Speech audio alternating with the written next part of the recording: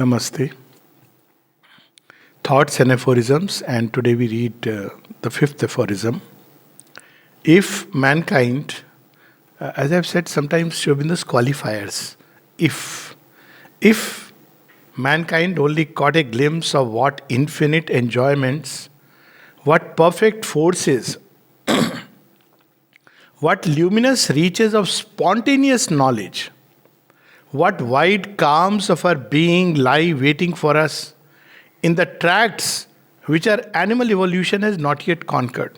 So, how beautifully that, there is a journey of consciousness, animal tracts in the brain, in the body, but there is still consciousness to climb further, build new tracts. They would leave all and never rest till they had gained these treasures. But the way is narrow, the doors are hard to force, and fear, distrust, and skepticism are there, sentinels of nature, to forbid the turning away of our feet from our ordinary pastures. So, ordinary pastures, we know, is the very famous roti kapda makan. People are always living only for. Apparently, these things have taken priority. Add to these comforts of life, the bourgeois and all these little ideals. But if mankind could have just a little glimpse. So here comes several stages of evolution, as Sri Aurobindo notes it here. One is in the animal nature. So man, when he's closer to the animal, he is in the ordinary pasture. Ordinary pasture means he lives to graze, he lives for the family. Even animals live, higher animals live for family. And then there is, of course, the little den and the little forest space in which they live. They seldom move out. Even when they migrate, it's like within limits and they get back. So this is the ordinary pasture. But animal tract has yet to conquer, meaning thereby consciousness which is moving through it has to go further and higher. To go further and higher, it has to force its way through a narrow passage. But there is doubt, there is distrust, there is skepticism which says, who knows, why follow that path? This is the safe limit. It is better to be human as we understand humanity, though most of the time even human evolution is not over. Even a rational evolution, so to say. So it holds us back because nature doesn't want us to go further beyond and let us go so freely. So the mother's commentary, what Sri Aurobindo has written, the words caught a glimpse, means to see something in its totality, but for a very brief moment. So this is, of course, not a common thing. It is meant for those who have already been chosen. So there are many who are called to the path, they are attracted to the path, making thereby still many more stages from the human to the spiritual and spiritual to the divine. One is some kind of attraction. A lot of people, they engage in reading books, philosophies, they are interested, they hear talks, for example, and all kinds of things are happening simultaneously. They have got some interest. So this is a stage. Actually, without their knowing, they are being made ready for the next level. Then at some point, they have the call for the path. They feel, yes, this is what we must walk. This is meant for me. And then they start walking the path.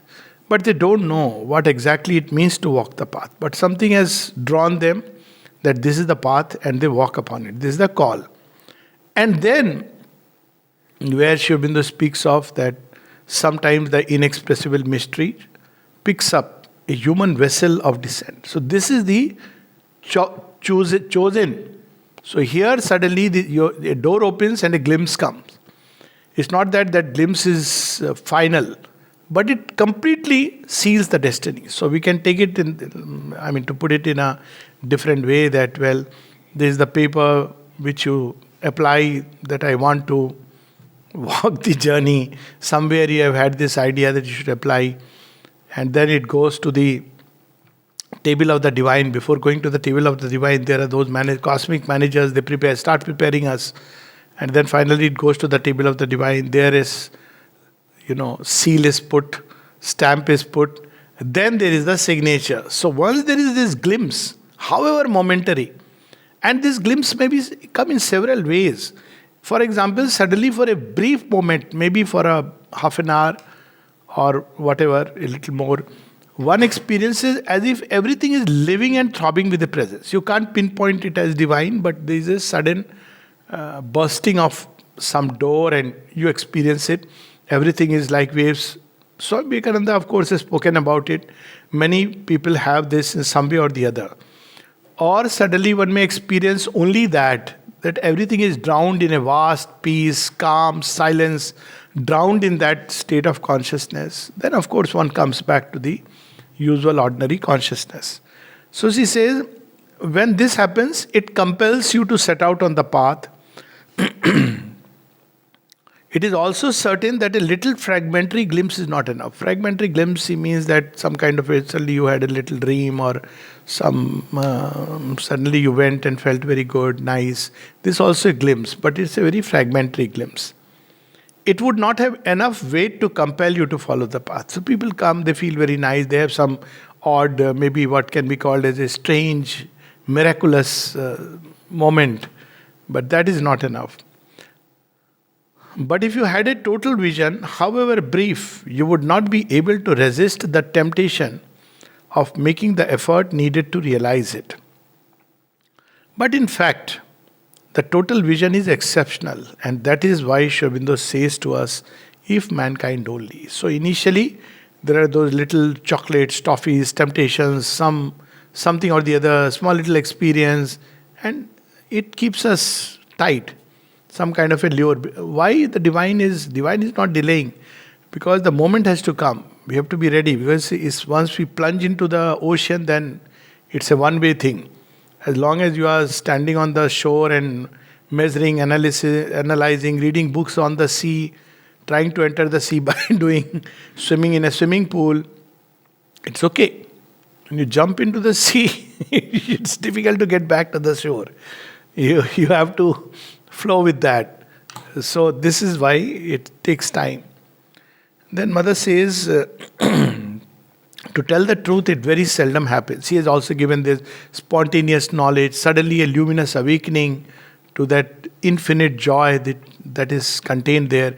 It's momentary, like Nishtha describes one of her experiences. She's in the garden and she's 15 and she just has this feeling, oh, I'm feeling such a joy. I wish the divine felt this joy. And she experiences that joy rushing so much in such intensity, as if the divine was telling her, look, I am the one who takes this joy.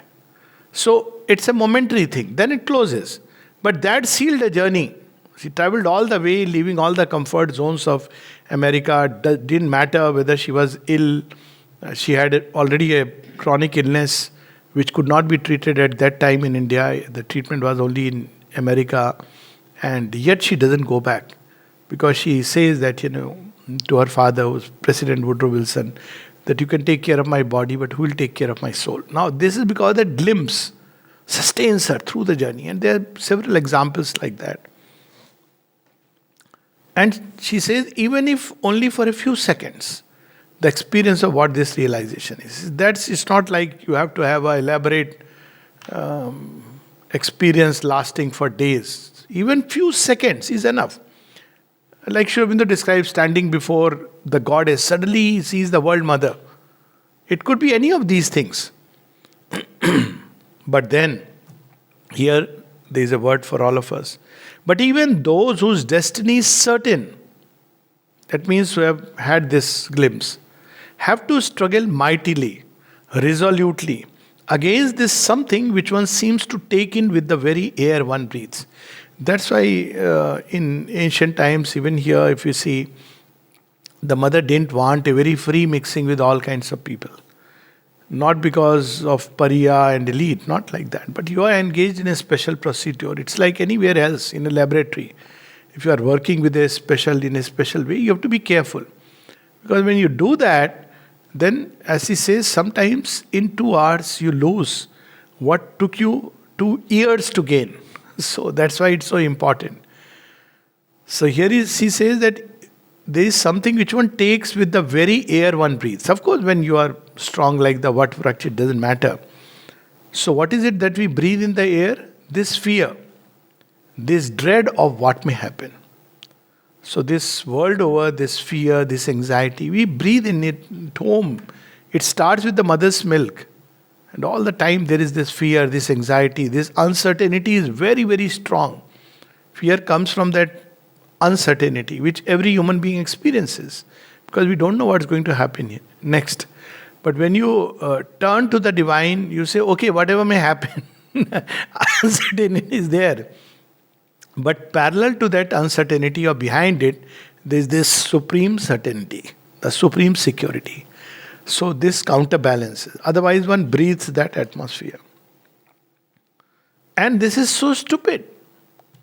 Because in the final analysis, the destiny of each individual is the same. You are born, you live, more or less satisfactorily, and you die. And men were born, men lived, and men died. This is the history of the world, summarized in 3 short sentences. So if you look at it, is this really the life worth leading? And so she says it is stupid. Because who in his right senses would want to lead a life? Okay, you prolong this eating, you can make it tons of food, plenty of fun, so-called fun. How does it matter? At the end, this is the thing. You went maybe worse than what you came, left the earth worse than what you were born with. So this is what normal life is. And she says, it's stupid that human beings do that. Then you wait for a certain length of time and again you are born. You live more or less satisfactorily and again you die. See how beautifully she is explaining. Punarapi janamam, punarapi maranam, punarapi janani jatare shayanam. I used to have this feeling. I don't want to go to school again with the bag. I didn't know that divine is changing the whole plan. I thought exceptionally for me. Now bags are becoming redundant. What is foolish thing? All that you have learned, you've forgotten completely. You start with ABCD or Kaka Gaga. It's so silly. I mean, this whole process of waste. That's why the supramental eyes, when you bypass the process of death, switch to a new body, this is the change. So much is wasted, so much experience. Many of them we have to again relearn, maybe in a compressed way, but still go through that. And again you die and so on indefinitely until you feel you have had enough of it. And it's never enough. So she says, fear of what? Fear of coming out of the rut. Fear of being free. Fear of no longer being a prisoner. There is this beautiful prayer of the mother where she says that to live for thee, to breathe thee, is to enter into timelessness, go beyond space. It's to breathe infinity, to live eternity. See what a strange thing this ignorance is, which keeps men tied to the very thing that gives them pain and subjects them to the ordinary school of existence fashioned almost entirely with suffering. It's strange. People will go to any extent in life to make so-called sacrifices, struggle, labor. But here, it's, okay, spiritual life has another kind of labor. But always, as Sri Aurobindo says in the Synthesis of Yoga, in ordinary world, ordinary life, not world is here, world is everywhere. You start sipping the Coca-Cola, it's very tasty. But as it goes lower and lower, it is doing more and more harm. It's poison that you are taking. In spiritual life, initially it looks like bitter gourd.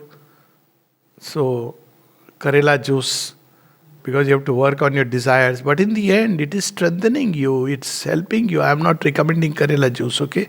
So, I'm just saying it turns sweeter and sweeter. That's what spiritual life is. Often I give this example. People who begin to live here, sincerely you are following the path. You see how spontaneously they are happy, smiling. And it's something to be noted, how this change happens. Of course, for those who are taken to the path, I'm not speaking of everyone, but even there. So, and it becomes so natural that we don't even notice. I was today only telling one girl who had just come out of the knowledge and looking. I said, don't go from here. For you, I'll recommend don't go from here. The people say some experience of the world. I said, I know what experience of the world is. Be here, you will get whatever experience is needed. Mother will give you, but protected way, controlled experiment. So otherwise, what experience? Frankly, if you ask me, what experience we get in the world? What kind of experience? Okay, it has its own place. I'm not saying that. But sum it up. So she says, fear of no longer being a prisoner, fear of coming out of the rut, fear of being free. And then, when you have enough courage to overcome this, that's why she says that courage is required on the path. Courage and faith. When you say, come what may, after all, there is not much to lose. Logical thing. What is there to lose? I mean, frankly, if one looks at the world, what it can... Some comfort, yes.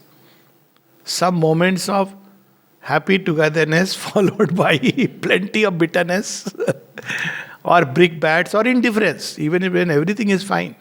Ultimately, okay, you have your own life, I have my own life. What is this? So because the basis of true love is missing, that is the whole problem. That's what Sri Aurobindo says. I am not against friendship, affection, love. They are the indispensable keynotes. But we have seen that in the world you base them on the ego and desire. It won't work. We want it to be rooted on a solid ground, solid basis. So at the end, there's somebody, people understand that there is not much to lose. Then you become wary. You wonder if it is reasonable, if it is true, if all that is not an illusion, if you're not just imagining things, if there is really any substance to it. Now you have seen the world and you find it foolish. But then you want to turn, then there is something else which is coming in. Is it really? Maybe these fellows sitting in Pondicherry are taking some ganja or, having this hallucinating. They keep saying divine, divine, divine love. So now you see, when you want to escape, something pushes you back. It's like, this evil I know, this devil I can handle. But we don't know what is there, what is that. So there is a very nice Hindi couplet, not nice but shows this truth in a different way, written by none other but the famed father of an illustrious actor. So he says, इस पार प्रिय तुम हो मधु है, उस पार न जाने क्या होगा. He says that at least I am sure that this side of the world, you are there, my beloved, and there is madhu, which is all kinds of drinks which intoxicate us. He never took alcohol, but it's not about alcohol. Things that intoxicate us, wealth and fame, and we don't know what's going to be on the other side. So it pushes us back, even when we know it's foolishness. So, and there is no other way but to walk a few steps before one can understand. If you are not just imagining things, because any amount of somebody who is on this side tells you, Are you don't know what wonder it is. Are you sure? How do you know? No, you also get angry. You also have. So it's impossible unless you have walked a few steps. And mind you, this mistrust seems stupid. So this is a double stupidity. First is choosing to, continue to live in those circumstances, which in the end, nothing but do gaj zameen ke niche, 2 yards below the land, or simply vanish with the fire. But there is another stupidity, which is mistrusting. But you encounter it even in the most intelligent, in fact, more often in the more intelligent people. Why it is stupid? Because this anyways, there is nothing to lose here. That everyone who has gone, they have walked this way and said, all that is beautiful. No one has come back and said, it's horrible. I made a mistake. That story of Krishna Prem where he was cleaning the kitchen. In old time Indian kitchens, they used to every morning put this mitti ka lep and on the chula. This was a way of life. The kitchen had to be spick and span clean. So hygienic, extreme emphasis on hygiene. So people would do that, and then on the other hand, this was in context which I went into a different direction. Yeah. So this person, Krishna Prem, was doing this. So he was he was from British fellow, who I think he was a mathematician. So when someone came, his name was Roland Nixon, and it was changed to Krishna Prem. So when someone came from England and asked him that, what are you doing? He said, can't you see? Do you think this way you will find God? And he said, those who have gone before me have gone this way. Meaning thereby through seva. I have met people who say, what does it matter? What is seva? I don't understand service. But once you get doing it, you get addicted to it. You can't after that work in any other mode of functioning except serving the divine. There is so much joy just in serving the divine.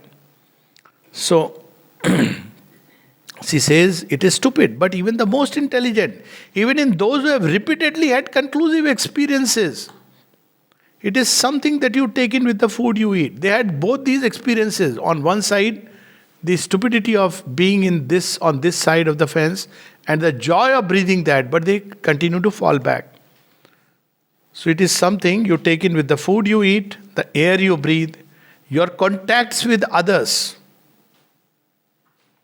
And it's so important to be careful about the people with whom we eat, we move around.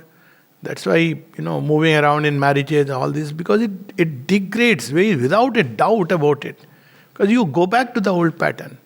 Within family, in the sense, this larger context where you are growing, everybody is growing together. It's a different story than when you move out. And one can see the palpable difference that it makes. And that is why you can speak of now Mother uses the word tentacles of nature. Now originally the word is not tentacles, but sentinels. So sentinels who are guarding. So Mother reads it as tentacles. So, but I don't know, I find this more appropriate, like octopus. You know what octopus does? If you are attracted, now today of course we have a movie, I don't know, strange movie where octopus becomes a teacher. But octopus is a very strange creature. If you go near an octopus, even lovingly, an octopus is not in a good mood. So he'll let you come near. And you feel that is very nice. You feel he is responding or she is responding. Then suddenly it holds you and kills you and eats you. Octopus are known to do that. That's why tentacles and all this, even in that movie, what was it, Batman? They show that villain as octopus. One of the parts, Spider-Man, they show. So this is where one, she speaks about the tentacles of nature. They are not just sentinels. Though it's written as sentinels, Mother reads them as tentacles. So it's okay. So she says, in all things, like an octopus stealing in and catching you and binding you. It has so many ways. These tentacles are from here, there, they will form a whole chakravyuh like a net. And if you keep invoking grace, eventually you will come out. But it's not easy. So we have so many stories like that. One of the tales which tells us so much about these occult forces and how they bind us like octopuses. Tales of Sindbad. Used to be one of Sri Aurobindo's favorites, 1001 Nights. And the stories of Sindbad are part of that. And I simply love these stories. I had seen them as a serial and it's so true. How you can be caught, again Odysseus, and they are like tentacles, they will start growing.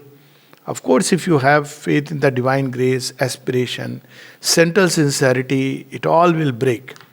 But one goes through. Then she says, even when you have overcome these two obstacles, that is fear and distrust.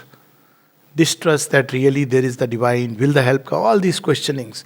And the fear, what may happen to this fear is mainly about losing one's individuality, because outside you are someone or something. But the moment you enter into that vastness of infinity, you are bound to lose that. But what you gain is something very different. But that gain is not in the eyes of the world like that. It is something different that you gain. The mother says that true surrender enlarges you, it aggrandizes you. But this aggrandizement means it releases the godlike elements in you. But all that was not godlike, it will just remove, take away. But in the outer world, people may not understand that what has happened inside you. But this is what the divine touch does. So even if you have overcome fear and distrust, when the experiences are so strong that you can no longer doubt, that doubt becomes impossible, like doubting one's own life. Frankly, that is the stage one reaches, where one can say that, well, I can doubt my existence, but I can't doubt the divine. And it's a genuine fact of experience. It's not something which, is a mentalized thing. Then there remains something awful, petty, dry, corrosive, skepticism. So what is the difference between doubt and skepticism? Doubt is something like, what is there on the other side? I don't know. Then you have an experience, okay, it's something beautiful. Now what is skepticism? Skepticism starts doubting for the sake of doubting. For example, you have gone and you have felt something very nice. Maybe this was not really, maybe my mind was in that state. Maybe, all that they have written, spoken about, it's not true. So doubt can go away with few experiences that one has back and forth. But skepticism can continue to linger. There are people who don't have basic doubt about Mother and Sri Aurobindo, but they continue to remain skeptic. Oh, that they have said, whether it will happen or not happen, how far will one really arrive at that stage? So skepticism corrodes. And this is founded on human pride. I know better. So Aurobindo had to write that much will be solved if the ashram people understood that we know at least a little better than them.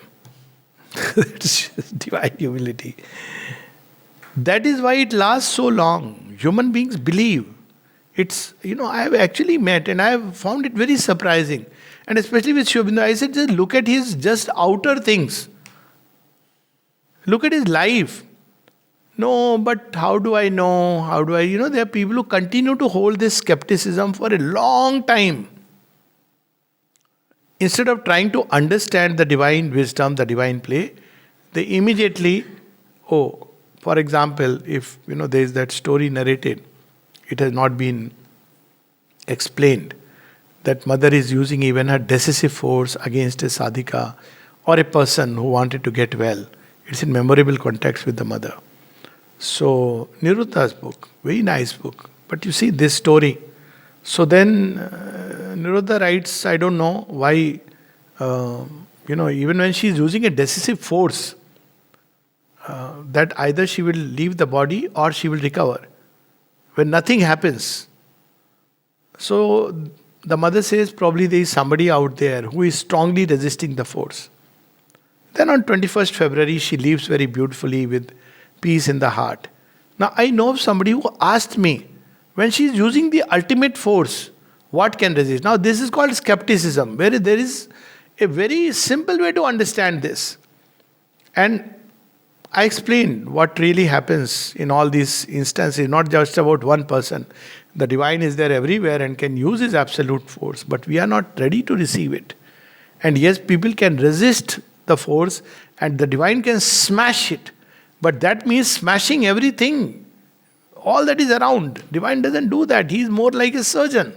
He's not a butcher. He's not like that, movie, Hindi movie or Tamil movie or Telugu movie, very nice movie, but you take a gatta and you start sweeping. Divine doesn't do that. That Kali aspect does, but it's not common because Mother herself says, I don't like that method. There is a way of, and everybody he is working upon to help, to grow, and takes the totality of the whole thing in circumstances. And ultimately she left the body beautifully, peacefully on 21st February, which is so beautiful, and feeling that Mother is in her heart, even saying that, well, Mother has come, she is smiling in my heart. But skepticism will pick up one aspect, one little point, puts it completely out of context and picks that up and says, like very often people say, why did Sri Aurobindo leave? If he left, what is the hope for her? Instead of seeking to understand, asking for wisdom. So you see, skepticism keeps corroding inside. It remains like a back burner. And that's why the mother says it's founded on human pride that I can understand. Instead, we should be silent, quiet. Ma, I don't understand this mystery. If you think suitable, reveal it to me. And she will reveal. Why would she want to hide? That's what happened when Amal Kiran finally wrote this beautiful article on the passing of Sri Aurobindo. She has given that, and he got inspired and he wrote, and mother said, yes, this is so true.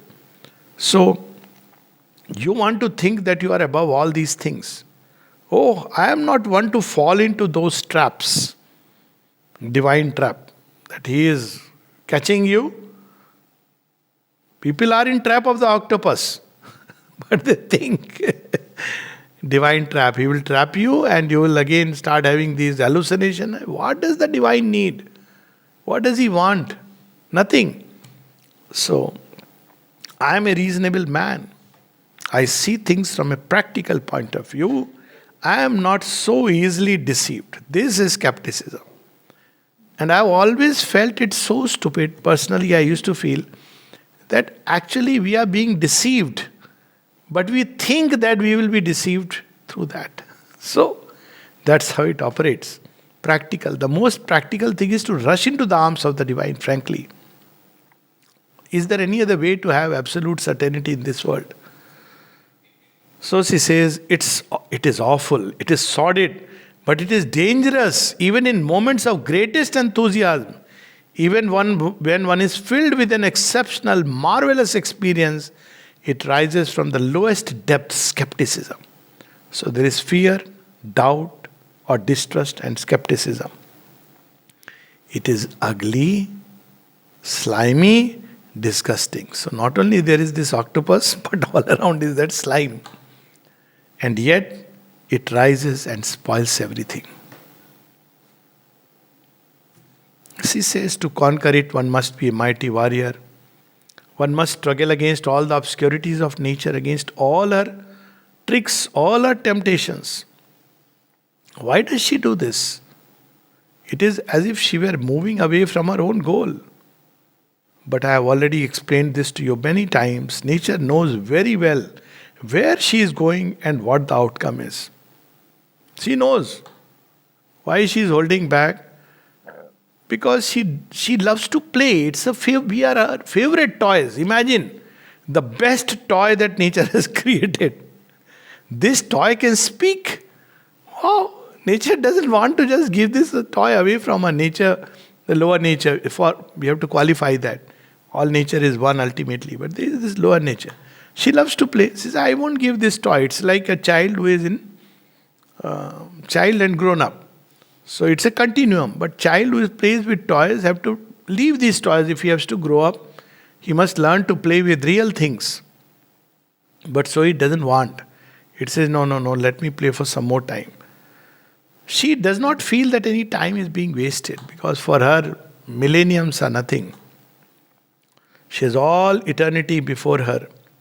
She wants to follow her own way as she likes, meandering as much as she likes, going back on her tracks, straying from the straight path, starting the same thing all over again, several times to see what will happen.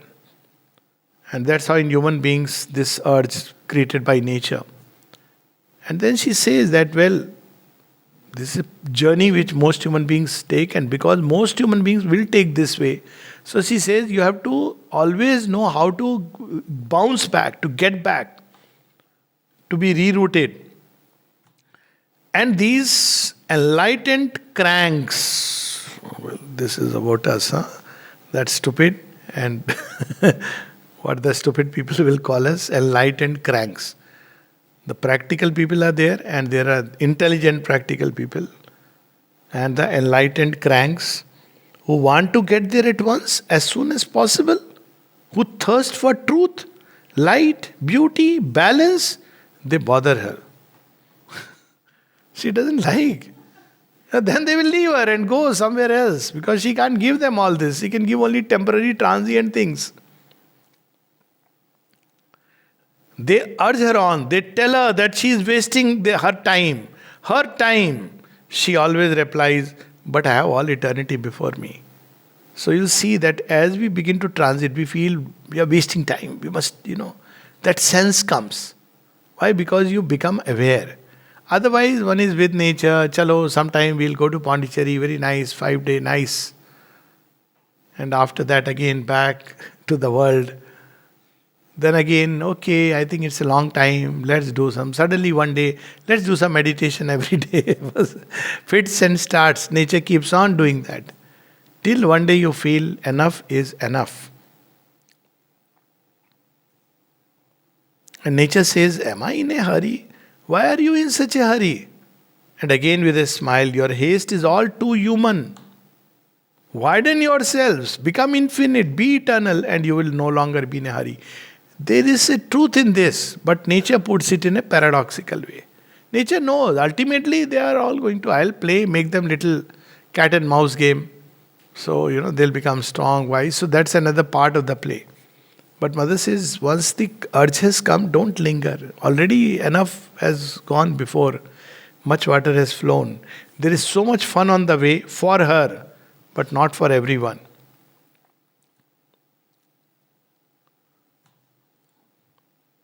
Then she says, this is what happens when one sees things from a great height, from a great distance. When one's view is vast, almost infinite, everything that upsets human beings and makes them suffer disappears. So those who are very wise, who have abandoned life for the sake of the higher wisdom, tell you with a smile, why suffer? Come out of it and you will suffer no more. Now she is bringing another aspect to it. That when you see from that, you feel they're little babies. Why are they fighting? Why are they getting angry? Because they are able to see that this is nothing. This is a non-issue. Like parents or grown-up, when they see children fighting, they even smile. But children are pretty serious. If you don't take them seriously, they get very annoyed. But for the parent grown-up, it's like a fun. Like a little joy. So she says, they tell us, grow out. When you grow up, you will understand. That is all very well individually, but in fact, if you think about others, you may wish this rather tragic comedy would come to an end sooner. And it is very justifiable to feel tired of living like a beast at pasture. So there are these two attitudes. One is those who say, what is the hurry? We'll go at our own when the time comes. Jab maa bulaegi. And we'll go. There is the other who go to the other side and say, yes, come into this. But there is this third attitude where she says, no, it's what a waste of time and labor and effort. It is foolish to continue in this way. Things must change. So, and it is very justifiable to feel tired of living like a beast at pasture, of roaming from one patch of grass to another, of ruminating in a corner, of having such narrow horizons, and of missing all the splendors of life. And that is it. When you truly had enough of it and want things to be different, then you have the courage, the strength, the capacity to conquer these three terrible enemies: fear, doubt, and skepticism.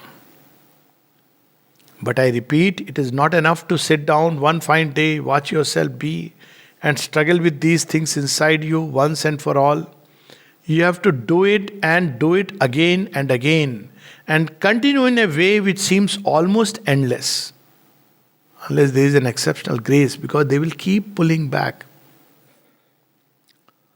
To be sure that you have got rid of it all. In reality, you are perhaps never truly rid of it. But there comes a time when inside yourself you are so different that you can no longer be touched by these things. So if fear comes, it just passes like this. Doubt comes, it's like an arrow which cannot pierce. That slimy skepticism comes, but you are wearing nice divine slippers. So you don't slip, you are careful, you walk through it. You can see them, but you see them with a smile, and at a simple gesture they go away. Back to where they came from, perhaps a little changed, perhaps a little less strong, less obstinate, less aggressive. So this is how these things are conquered. It's never in one day. One has to face them again and again and again. And ultimately, of course, only when one has seen the divine and the heartstrings are rent asunder, then only, as they say, when does the doubt go? Bhidyanti, hridagranti, chidyanti, sarvsanshaya. When this is pierced, then all doubts vanish. And when the self is seen, Sri Aurobindo says that ultimately it goes when you have seen the Supreme. All these things. But even before that, they will come on the surface and they will vanish like waves. Until the time when the light is so strong that all darkness vanishes. So there is a time when they vanish, but initially they will come and go. And then she says, as to the marvels, each one experiences it in his own way. There is no point in comparing notes. Even when it is the identical experience, each one will experience it with a certain angle. And that's the beauty of it. Divine doesn't like to repeat himself. And finally, I wish that you may all have these experiences yourselves. So beautiful wish. And for that, faith, confidence. Then she's saying something very interesting. We need faith, we need confidence. Much humaneness. You know, humaneness is something where you don't start feeling elite, superior. I am above. She's not using the word humility because humility is with regard to the divine. But humaneness, you don't lose that touch of humaneness, kind, supple. And great goodwill are needed. Why she is speaking of goodwill?